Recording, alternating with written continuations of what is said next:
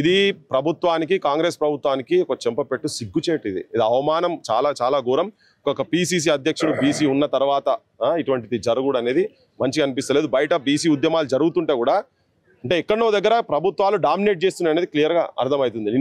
నిన్న మొన్నటి ఇన్సిడెంట్, నేను ఆడ ఊరికి పోయేసి వచ్చిన మైసమ్మ ఎల్లమ్మగూడెం దగ్గరికి ఒక అహంకారి మంత్రి, ఆయన శిష్యులు సర్పంచ్ నామినేషన్ ఇస్తాను, బీసీ బిడ్డ సర్పంచ్ నామినేషన్ ఇస్తే ఎట్లా ఇస్తారో అని చెప్పని ఎత్తుకపోయి కత్తులు పెట్టి ఉచ్చదాగిపిచ్చే కాడికి ఉన్నది. ఇయ్యాలడికి 5 రోజులు అవుతున్నది, కనీసం కేసులు పెట్టలే, వాళ్ళను బొక్కలు కూడా బారేయలే. ఆ మంత్రి కూడా ఒక స్టేట్మెంట్ కూడా ఇవ్వలే. అంటే వీళ్ళ వైఖరి, ప్రభుత్వాల వైఖరి ఎట్లున్నాయో ప్రతి సంఘటన యువతరం మీద చాలా తీవ్రమైన ప్రభావం చూపుతున్నది. కాబట్టి ముఖ్యమంత్రి రేవంత్ రెడ్డి, రాహుల్ గాంధీ, కాంగ్రెస్ పార్టీ ప్రధానంగా దీనికి బాధ్యత వహించాల్సిన అవసరం ఉంటుందని చెప్పదలుచుకుంటా. అంత కాలిపోయినా కూడా నేను ఏదైతే తెలంగాణ ఉద్యమం కోసం ఆచార్య చనిపోయింది, ఇప్పుడు నేను బీసీ ఉద్యమం కూడా చనిపోతున్నా అనే మాటలు, అంత ఒళ్ళు మొత్తం కాలిపోయినా కూడా ఆ మాటను ఎట్లా చూడొచ్చు అన్న? బీసీ ఉద్యమం కోసమే చనిపోతున్నా అని చెప్పేసి ఇప్పుడు చాలా మంది తెలంగాణ ఉద్యమం అప్పుడు కూడా అట్లనే చేసినారు వీళ్ళంతా.